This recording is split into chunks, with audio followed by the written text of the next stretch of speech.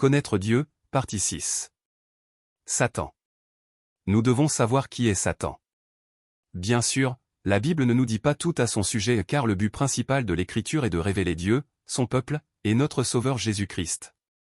Mais malgré cela, à travers la Bible, nous pouvons comprendre qui est Satan, ce qu'il fait principalement, et quelles sont les limites de sa puissance sachant surtout qu'il sera finalement détruit. Il est important de voir Satan tel qu'il est réellement. Sans clarté, nous risquons soit de surestimer son influence, soit de nier sa présence. Voyons donc ce que dit la Bible à propos de Satan. L'origine de Satan. Nous ne connaissons pas toute l'origine de Satan, mais l'Écriture nous donne assez d'éléments pour savoir ceci, c'est un être tombé du ciel. Te voilà tombé du ciel, astre brillant, fils de l'aurore. Tu es abattu à terre, toi, le vainqueur des nations. Tu disais en ton cœur, je monterai au ciel, j'élèverai mon trône au-dessus des étoiles de Dieu. Je serai semblable au Très-Haut. Mais te voilà précipité dans le séjour des morts, dans les profondeurs de la fosse. Il y eut guerre dans le ciel. Michel et ses anges combattirent contre le dragon, et le dragon et ses anges combattirent aussi. Mais ils ne furent pas les plus forts, et leur place ne fut plus trouvée dans le ciel. Et il fut précipité, le grand dragon, le serpent ancien, appelé le diable et Satan, celui qui séduit toute la terre, il fut précipité sur la terre, et ses anges furent précipités avec lui. Satan est aussi décrit comme celui qui a quitté sa position propre. Quant aux anges qui n'ont pas gardé leur dignité, mais ont abandonné leur propre demeure, Dieu les a gardés dans les ténèbres, enchaînés éternellement pour le jugement du grand jour. La nature de Satan. La Bible ne décrit pas Satan comme une figure hideuse ou terrifiante. Au contraire, il est décrit comme quelqu'un qui se déguise extérieurement en beauté. Un ange de lumière qui trompe beaucoup. Un autre signe parut encore dans le ciel, et voici, c'était un grand dragon rouge, ayant 7 têtes et 10 cornes, et sur ses têtes 7 diadèmes. Il fut précipité, le grand dragon, le serpent ancien, appelé le diable et Satan, celui qui séduit toute la terre. Cela n'est pas étonnant, puisque Satan lui-même se déguise en ange de lumière. Il n'est donc pas étrange que ses ministres aussi se déguisent en ministres de justice. Leur fin sera selon leurs œuvres. Il est décrit comme le dominateur de ce monde de ténèbres, une force spirituelle du mal. Car nous n'avons pas à lutter contre la chair et le sang, mais contre les dominations, contre les autorités, contre les princes de ce monde de ténèbres, contre les esprits du mal dans les lieux célestes. Jusqu'au temps fixé, Satan exerce une influence en tant que prince de la puissance de l'air. Et jusqu'à le rappel par Dieu, même le peuple de Dieu a vécu sous son influence. Vous étiez morts par vos offenses et par vos péchés, dans lesquels vous marchiez autrefois, selon le train de ce monde, selon le prince de la puissance de l'air, de l'esprit qui agit maintenant dans les fils de la rébellion. Nous savons que nous sommes de Dieu, et que le monde entier est sous la puissance du malin. Jésus répondit, « Cette voix ne s'est pas fait entendre pour moi, mais pour vous. Maintenant a lieu le jugement de ce monde, maintenant le prince de ce monde sera jeté dehors. » Satan le séducteur. Satan est un menteur et un diviseur. Bien qu'il ait parfaitement su ce que Dieu avait commandé, il a tordu la vérité et menti à Ève la poussant à pécher et, ainsi, à être séparé de Dieu. Le serpent était le plus rusé de tous les animaux des champs que l'Éternel Dieu avait fait. Il dit à la femme, « Dieu a-t-il réellement dit, vous ne mangerez pas de tous les arbres du jardin ?» La femme répondit au serpent, « Nous mangeons du fruit des arbres du jardin. Mais quant au fruit de l'arbre qui est au milieu du jardin, Dieu a dit, vous n'en mangerez point et vous n'y toucherez point, de peur que vous ne mouriez. » Alors le serpent dit à la femme, vous ne mourrez point, mais Dieu sait que, le jour où vous en mangerez, vos yeux s'ouvriront, et vous serez comme Dieu, connaissant le bien et le mal. C'est pourquoi la Bible l'appelle le père du mensonge. Vous avez pour père le diable, et vous voulez accomplir les désirs de votre père. Il a été meurtrier dès le commencement, et il ne se tient pas dans la vérité, parce qu'il n'y a pas de vérité en lui. Lorsqu'il profère le mensonge, il parle de son propre fond, car il est menteur et le père du mensonge. Satan est le trompeur. Or, pour qui vous pardonnez quelque chose, je pardonne aussi, et ce que j'ai pardonné, je l'ai fait pour vous en présence de Christ, afin que Satan n'ait pas l'avantage sur nous, car nous n'ignorons pas ses desseins. Revêtez-vous de toutes les armes de Dieu, afin de pouvoir tenir ferme contre les ruses du diable. L'apparition de cet impie se fera, par la puissance de Satan, avec toutes sortes de miracles, de signes et de prodiges mensongers, et avec toutes les séductions de l'injustice pour ceux qui périssent parce qu'ils n'ont pas reçu l'amour de la vérité pour être sauvés. L'œuvre de Satan. L'œuvre principale de Satan, c'est l'opposition. Il s'oppose constamment à Dieu, au royaume de Dieu, à l'Église de Dieu et au peuple de Dieu. Jésus leur proposa une autre parabole, le royaume des cieux est semblable à un homme qui a semé une bonne semence dans son champ. Mais, pendant que les gens dormaient, son ennemi vint, sema de l'ivraie parmi le blé, et s'en alla. Lorsque l'herbe eut poussé et donné du fruit, l'ivraie parut aussi. Les serviteurs du maître de la maison vinrent lui dire, « Seigneur, n'as-tu pas semé une bonne semence dans ton champ? D'où vient donc qu'il y a de l'ivraie » Il leur répondit, « C'est un ennemi qui a fait cela. » Et les serviteurs lui dirent, « Veux-tu que nous allions l'arracher » ? Non, dit-il, de peur qu'en arrachant l'ivraie, vous ne déraciniez en même temps le blé. Laissez croître ensemble l'un et l'autre jusqu'à la moisson, et, à l'époque de la moisson, je dirai au moissonneur, arrachez d'abord l'ivraie, et liez-la en gerbe pour la brûler, mais amassez le blé dans mon grenier. Le champ, c'est le monde, la bonne semence, ce sont les fils du royaume, l'ivraie, ce sont les fils du malin, l'ennemi qui l'a semé, c'est le diable, la moisson, c'est la fin du monde, les moissonneurs, ce sont les anges. Mais Jésus, se retournant, dit à Pierre, arrière de moi, Satan. Tu mets en scandale, car tes pensées ne sont pas celles de Dieu, mais celles des hommes. Satan sait déjà très bien qu'il ne peut pas séparer le peuple de Dieu, ceux qui étaient autrefois sous son autorité mais qui sont maintenant appelés par Dieu. De l'amour de Dieu. Qui nous séparera de l'amour de Christ? Serait-ce la tribulation, ou l'angoisse, ou la persécution, ou la faim, ou la nudité, ou le péril, ou l'épée? Selon ce qu'il est écrit, c'est à cause de toi qu'on nous met à mort tout le jour, qu'on nous regarde comme des brebis destinées à la boucherie. Mais dans toutes ces choses, nous sommes plus que vainqueurs par celui qui nous a aimés. Car j'ai l'assurance que ni la mort ni la vie, ni les anges ni les dominations, ni aucune autre créature ne pourra nous séparer de l'amour de Dieu manifesté en Jésus-Christ notre Seigneur. Et pourtant, Satan ne supporte pas de voir cette union sainte entre Dieu et son peuple. Alors il s'agite et fait tout ce qu'il peut pour s'opposer et interférer. Les enfants de Dieu ne peuvent plus redevenir esclaves de Satan, mais celui-ci ne veut pas qu'ils vivent comme l'épouse de Christ, l'agneau. C'est pourquoi la stratégie la plus efficace que Satan utilise contre Dieu et son peuple, c'est de pousser le peuple de Dieu au péché.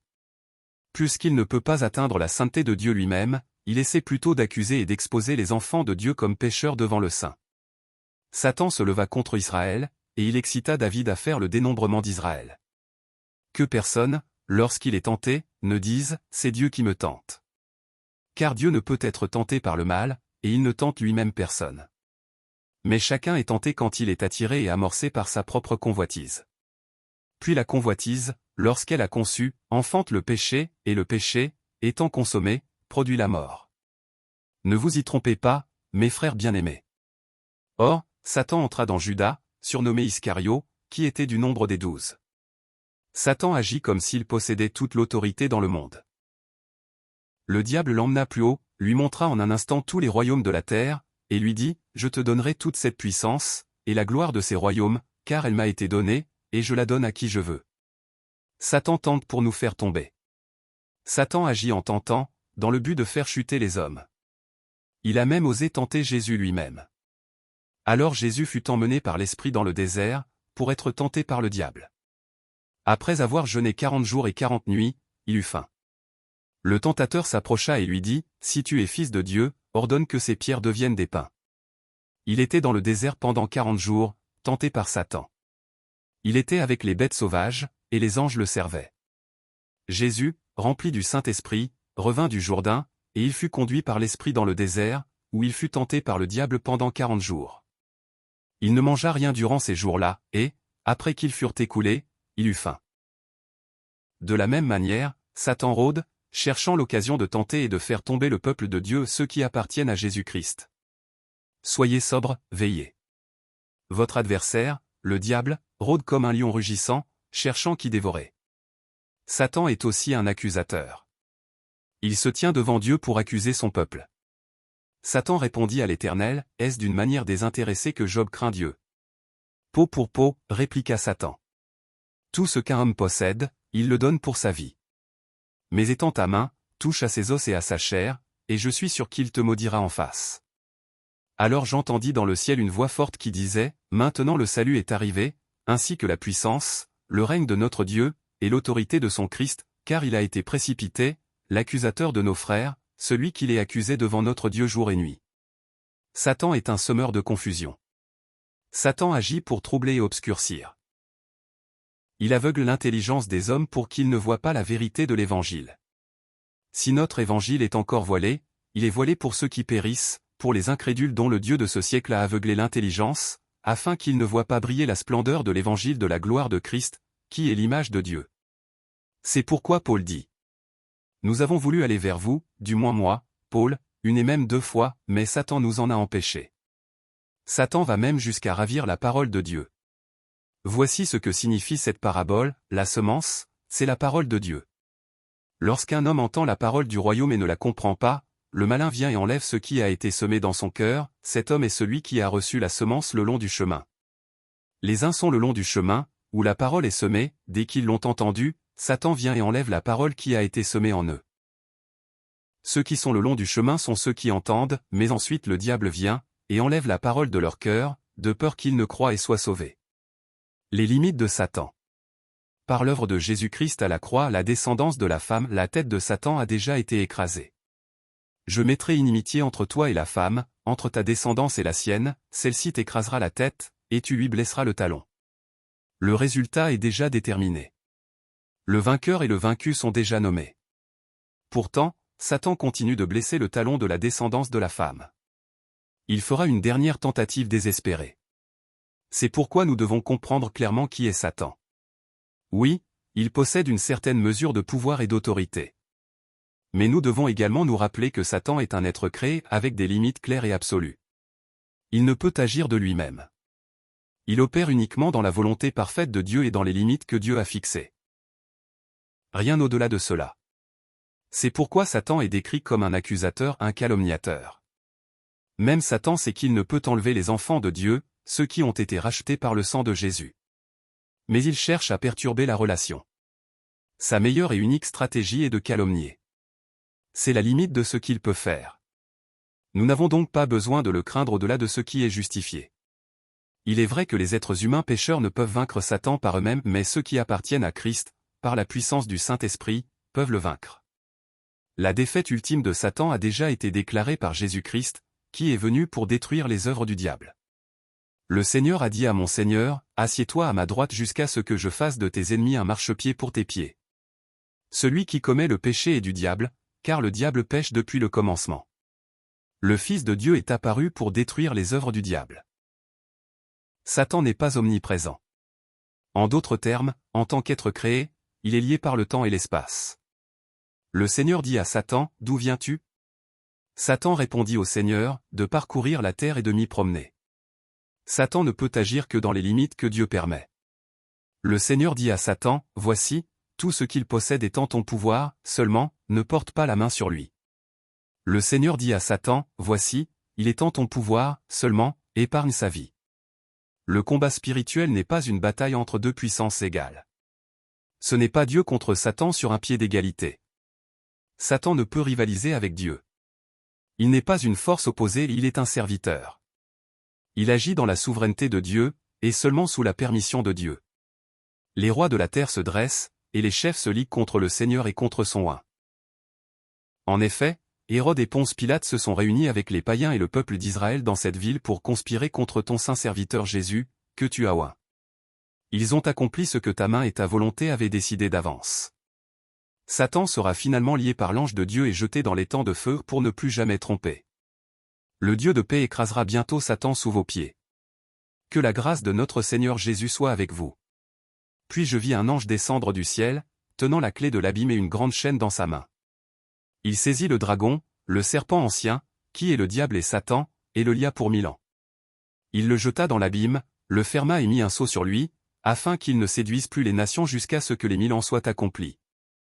Après cela, il doit être relâché pour un peu de temps. Quand les 1000 ans seront accomplis, Satan sera relâché de sa prison. Il sortira pour séduire les nations aux 4 coins de la terre. Gog et Magog afin de les rassembler pour la guerre. Leur nombre est comme le sable de la mer. Ils montèrent sur toute la surface de la terre et encerclèrent le camp des saints, la ville bien-aimée. Mais un feu descendit du ciel et les dévora. Et le diable, qui les séduisait, fut jeté dans l'étang de soufre ardent, où sont aussi la bête et le faux prophète. Ils seront tourmentés jour et nuit au siècle des siècles. Nous ne pouvons pas tout savoir sur le rôle ou le but de Satan. Mais ceci, nous le savons avec certitude, Dieu seul est souverain sur tout. Il utilise tout parfaitement et intentionnellement. Et l'interférence de Satan n'est que temporaire. L'époux Jésus-Christ, le roi des rois vient. Celui qui atteste ces choses dit, oui, je viens bientôt. Amen. Viens, Seigneur Jésus. Que la grâce du Seigneur Jésus soit avec tous. Amen.